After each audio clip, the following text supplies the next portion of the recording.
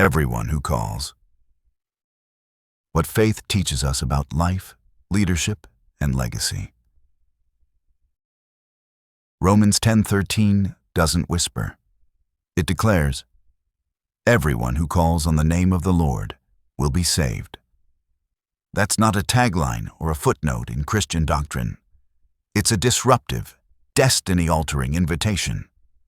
And if you're paying attention, it has everything to say about how you live, lead, and build something that lasts. Whether you're scaling a business, navigating broken relationships, or figuring out what's next, this verse doesn't just apply to your soul. It applies to your strategy because the God who responds to the humble call is the same God who reshapes how we show up in the world. Let's break it down. Simplicity is not weakness. It's power. We live in a world addicted to complexity. If something is simple, we assume it's shallow. We search for hacks, formulas, 10-point plans. But Romans 10:13 cuts through the noise with an almost disarming simplicity. Call, be saved, that's it. No resume, no pedigree, no required spiritual cleanup before the invitation. Just a heart ready to call, and a God who answers. Professionally, this truth lands with a punch. How often do we make success harder than it needs to be? We over-engineer solutions, delay action waiting for perfection, or try to earn our right to lead. But breakthrough, real breakthrough, rarely comes from control. It comes from clarity, the kind of clarity that only happens when you stop striving and start asking. Sometimes the smartest move in your business or your life is to stop posturing and just call out for help. Everyone means everyone, including you. That first word, everyone, it wrecks our categories. In life, we're constantly sorted. Top performers, high-value prospects, high-risk failures. But this verse is heaven's mic drop to our ranking systems. It says there is no elite tier in the kingdom of God. No velvet ropes, no algorithms that decide who's worthy. Everyone means everyone. Yes, that includes you, the tired entrepreneur, the parent who feels like they're barely hanging on, the leader who's quietly wondering if they've lost their edge. The best leaders are the ones who internalize this truth. They stop performing and start relating. They stop gatekeeping and start inviting. When you know you're included, not because of what you've done, but because of who you've called, you stop needing to prove your worth and start helping others find theirs. Your voice is your activation. Calls on the name of the Lord. There's no salvation without invocation. There's no movement without mouth. In other words, your voice is your activation key.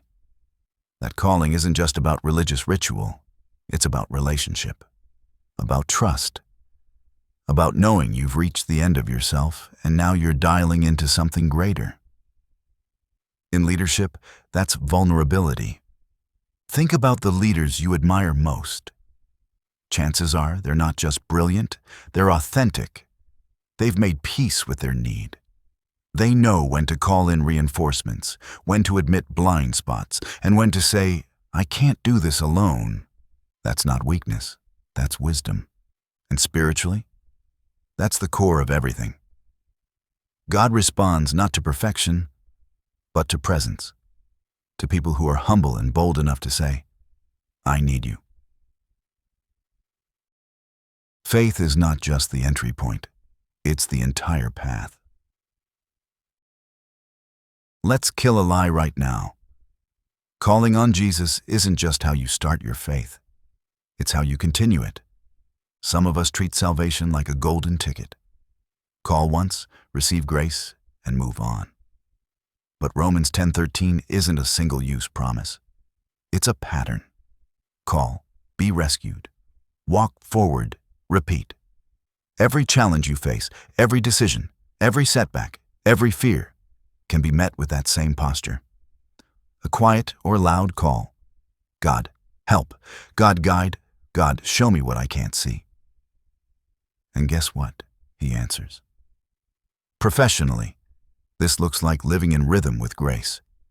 Not hustle alone, not grind till you collapse, but grace-fueled, spirit-guided action. When we operate like that, something wild happens. Our work becomes worship. Our meetings become moments of purpose. Our teams become sacred ground for growth. Salvation is free, but calling costs pride. Let's not romanticize this too quickly. Yes, calling is simple, but it's not easy. Why? Because it confronts your pride. It says, you can't fix this on your own. It requires you to admit you don't have the answers. That's hard, especially if you've built a life around being the go-to, the expert, the one who knows. But that's the precise moment transformation happens, when we lay down our polished image and reach up with empty hands. It's the moment when our insufficiency collides with God's sufficiency. Want spiritual growth? Call. Want peace that doesn't collapse under pressure? Call. Want a business that reflects eternal values, not just quarterly goals? Call. Legacy is built by those who keep calling. We don't need more brilliant minds. We need more broken hearts that know how to call. Because people who know how to call keep returning to the source. They don't drift. They stay grounded. And they lead from a place of peace. Legacy leaders, those who leave a trail of transformed lives, not just profitable exits, are the ones who build their business the same way they build their faith, by listening, responding, and depending on God daily. So ask yourself, where am I relying on my own strength instead of calling on God? Who around me needs to know that the invitation is for them too? What part of my leadership needs to shift from performance to presence? The call is yours. You don't need to know everything. You don't need a new certification, a new title, or a new plan. You need to call. Right now, from where you are. Because Romans 10:13 wasn't written for theologians. It was written for you, the real you, the one who's trying to lead well, love deeply, and leave something meaningful behind. And the good news, God's not far, He's just one call away. So call, and then lead, live, build from that place. You don't have to be perfect. You just have to be present. And when you are, the gospel stops being theory and becomes your lifeline. Now go. Make that your leadership rhythm, your life strategy, your legacy story, because everyone who calls will be saved, and that includes you.